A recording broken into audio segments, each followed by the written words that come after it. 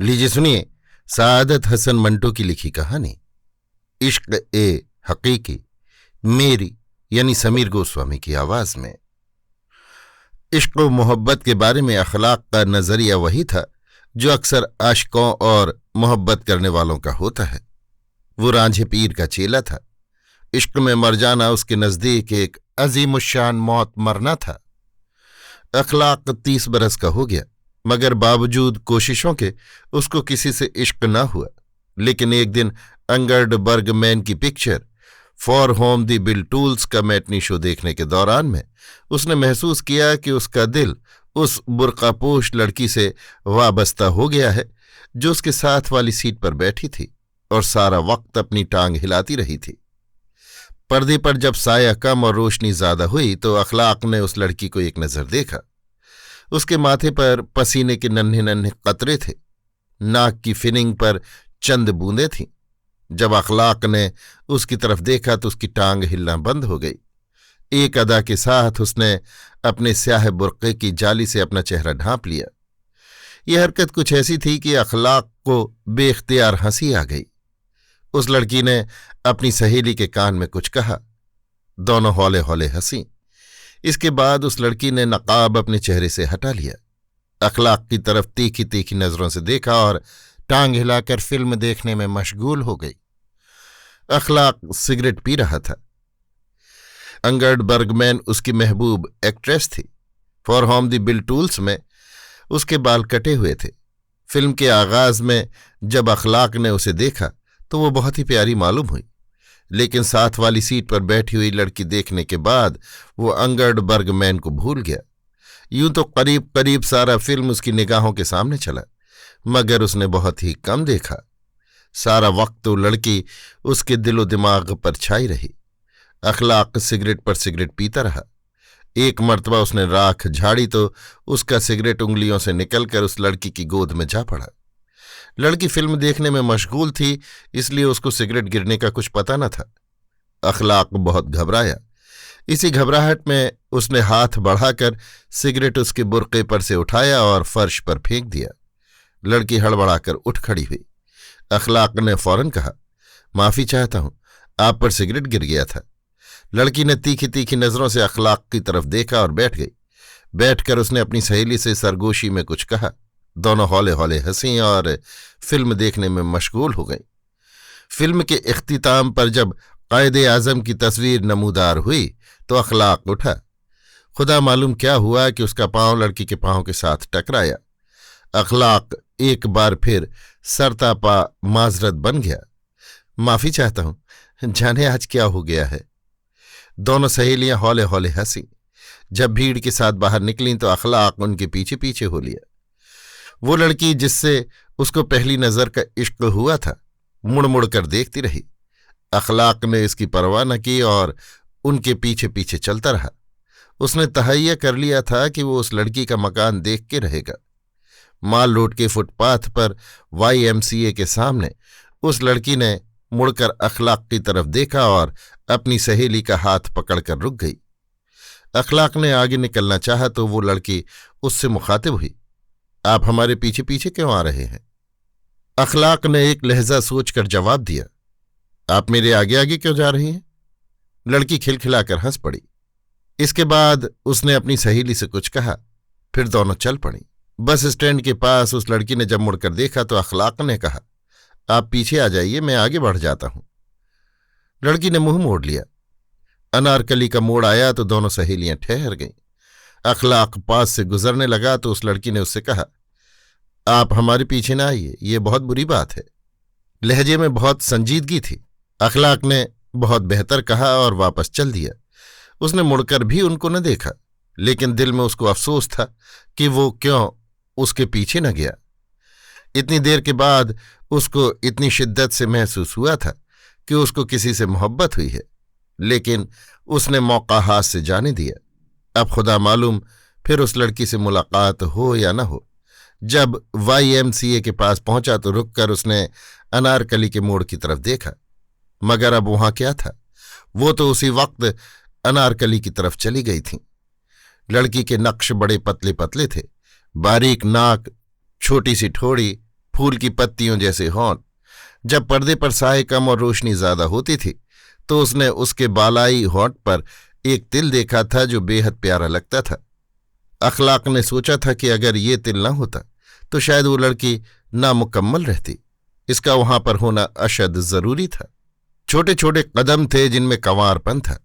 चूंकि उनको मालूम था कि एक मर्द मेरे पीछे पीछे आ रहा है, इसलिए उन छोटे छोटे कदमों में एक बड़ी प्यारी लड़खड़ाहट सी पैदा हो गई थी। उसका मुड़ कर तो देखना गजब था। गर्दन को एक खफीफ सा झटका देकर वो पीछे अखलाक की तरफ देखती और तेजी से मुंह मोड़ लेती। दूसरे रोज वो अंगर्ड बर्गमैन का फिल्म फिर देखने गया। शो शुरू हो चुका था। वॉल्ट डिज्नी का कार्टून चल रहा था कि वो अंदर हॉल में दाखिल हुआ। हाथ को हाथ सुझाई नहीं देता था। गेटकीपर की बैटरी की अंधी रोशनी के सहारे उसने टटोल टटोल कर एक खाली सीट तलाश की और उस पर बैठ गया। डिज्नी का कार्टून बहुत मजाहिया था। इधर उधर कई तमाशाई हंस रहे थे। दफतन बहुत ही करीब से अखलाक को एक ऐसी हंसी सुनाई दी जिसको वो पहचानता था। मुड़कर उसने पीछे देखा तो वही लड़की बैठी थी। अखलाक का दिल धक धक करने लगा। लड़की के साथ एक नौजवान लड़का बैठा था। शक्ल सूरत के एतबार से वो उसका भाई लगता था। उसकी मौजूदगी में वो किस तरह बार बार मुड़कर देख सकता था। इंटरवल हो गया। अखलाक कोशिश के बावजूद फिल्म अच्छी तरह न देख सका। रोशनी हुई तो वो उठा। लड़की के चेहरे पर नकाब था, मगर उस महीन पर्दे के पीछे उसकी आंखें अखलाक को नजर आईं, जिनमें मुस्कुराहट की चमक थी। लड़की के भाई ने सिगरेट निकालकर सुलगाया। अखलाक ने अपनी जेब में हाथ डाला और उससे मुखातिब हुआ, जरा माचिस इनायत फरमाइए। लड़की के भाई ने उसको माचिस दे दी। अखलाक ने अपना सिगरेट सुलगाया और माचिस उसको वापस दे दी। शुक्रिया। लड़की की टांग हिल रही थी। अखलाक अपनी सीट पर बैठ गया। फिल्म का बकाया हिस्सा शुरू हुआ। एक दो मर्तबा उसने मुड़कर लड़की की तरफ देखा। इससे ज्यादा वो कुछ न कर सका।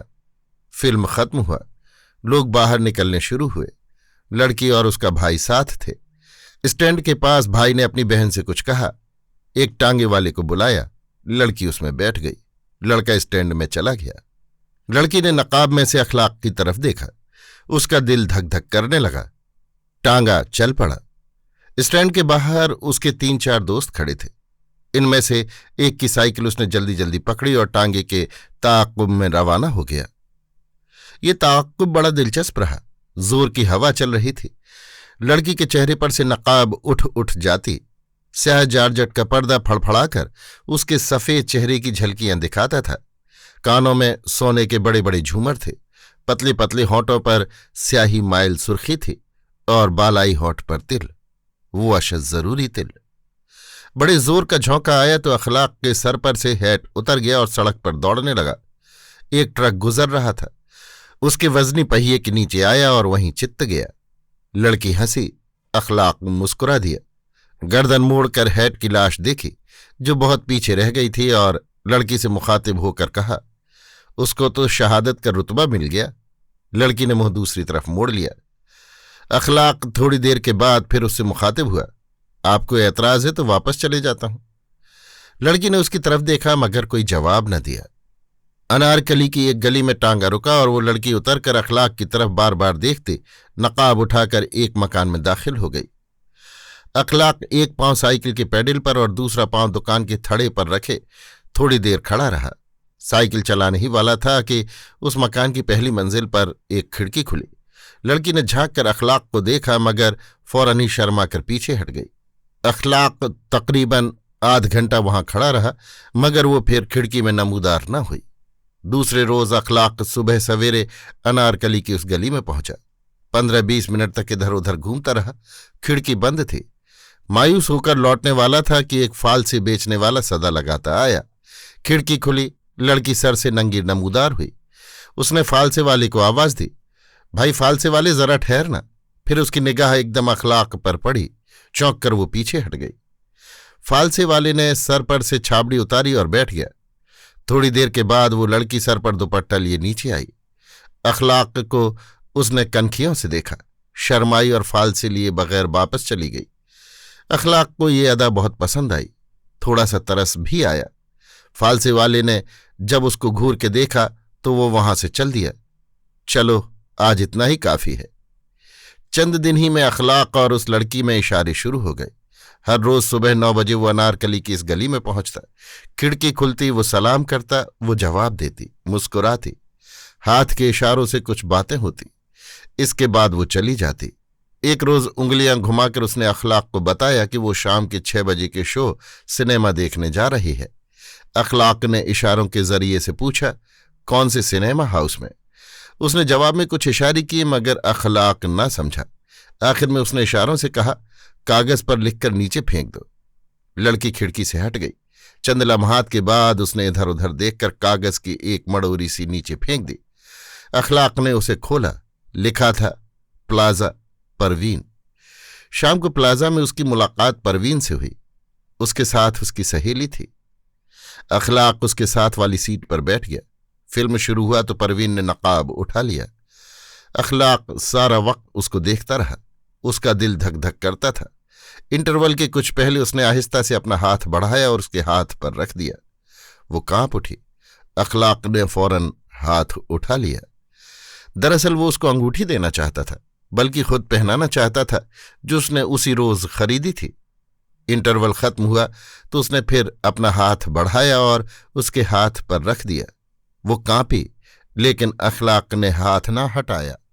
थोड़ी सी देर के बाद उसने अंगूठी निकाली और उसकी एक उंगली में चढ़ा दी। वो बिल्कुल खामोश रही। अखलाक ने उसकी तरफ देखा। पेशानी और नाक पर पसीने के नन्हे नन्हे कतरे थरथरा रहे थे। फिल्म खत्म हुआ तो अखलाक और परवीन की ये मुलाकात भी खत्म हो गई। बाहर निकलकर कोई बात न हो सकी। दोनों सहेलियां टांगे में बैठी। अखलाक को दोस्त मिल गए। उन्होंने उसे रोक लिया, लेकिन वो बहुत खुश था, इसलिए कि परवीन ने उसका तोहफा कबूल कर लिया था। दूसरे रोज मुकर्ररा औकात पर जब अखलाक परवीन के घर के पास पहुंचा तो खिड़की खुली थी। अखलाक ने सलाम किया। परवीन ने जवाब दिया। उसके दाहिने हाथ की उंगली में उसकी पहनाई हुई अंगूठी चमक रही थी। थोड़ी देर इशारे होते रहे। इसके बाद परवीन ने इधर उधर देखकर एक लिफाफा नीचे फेंक दिया।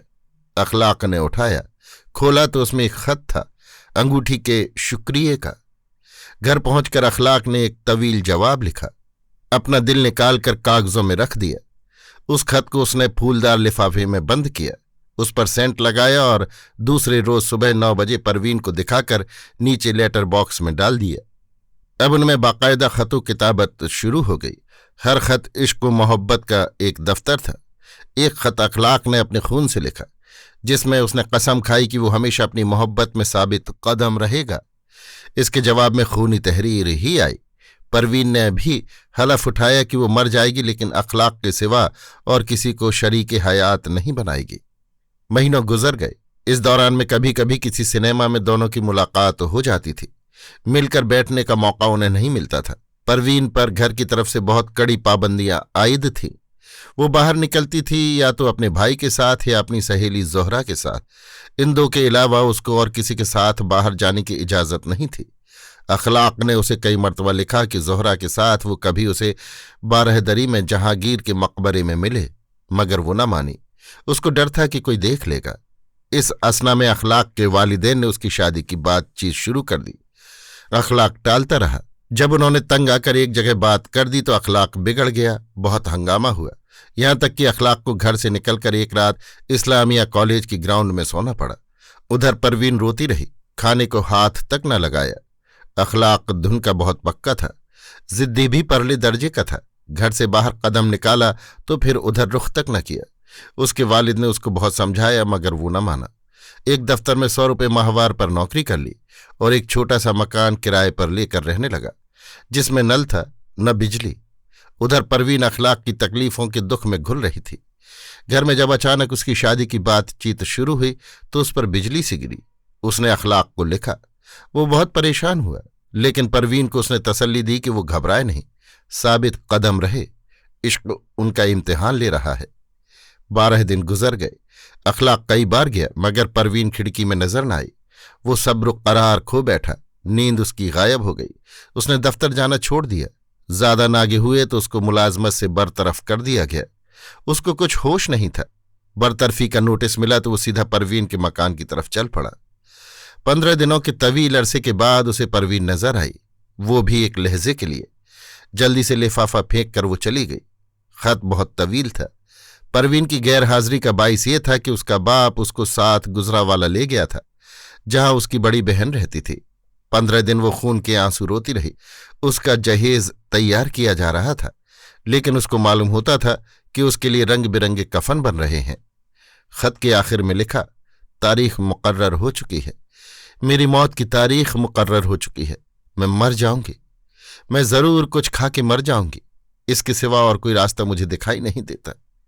नहीं नहीं, एक और रास्ता भी है, लेकिन मैं क्या इतनी हिम्मत कर सकूंगी? तुम भी इतनी हिम्मत कर सकोगे? मैं तुम्हारे पास चली आऊंगी। मुझे तुम्हारे पास आना ही पड़ेगा।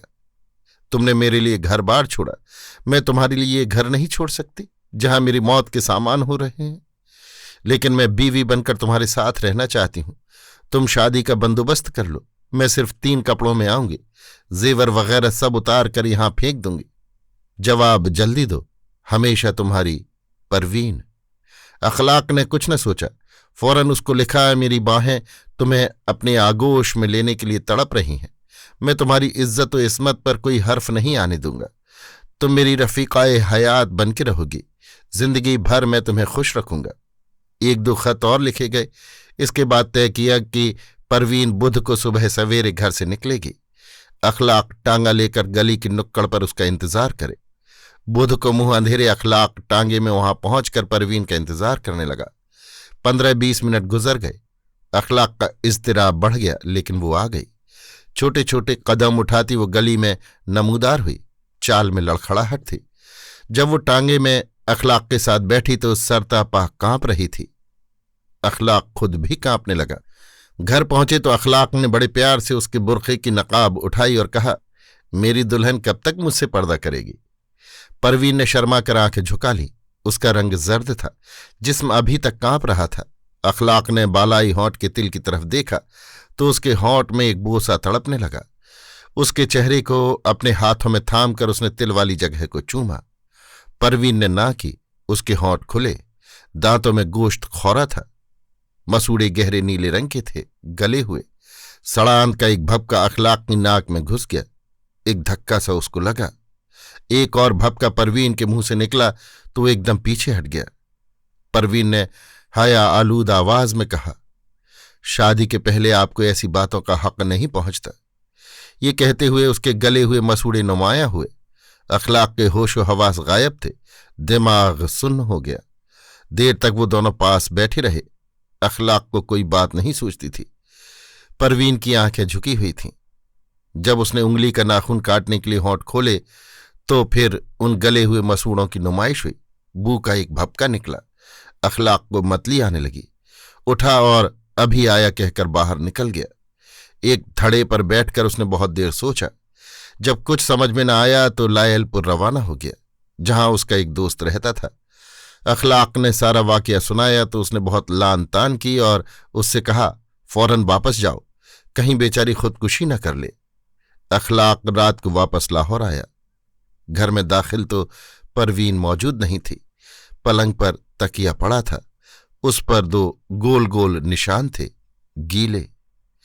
इसके बाद अखलाक को परवीन कहीं नजर न आई। अभी आप सुन रहे थे सादत हसन मंटो की लिखी कहानी इश्क़-ए-हक़ीक़ी, मेरी यानी समीर गोस्वामी की आवाज में।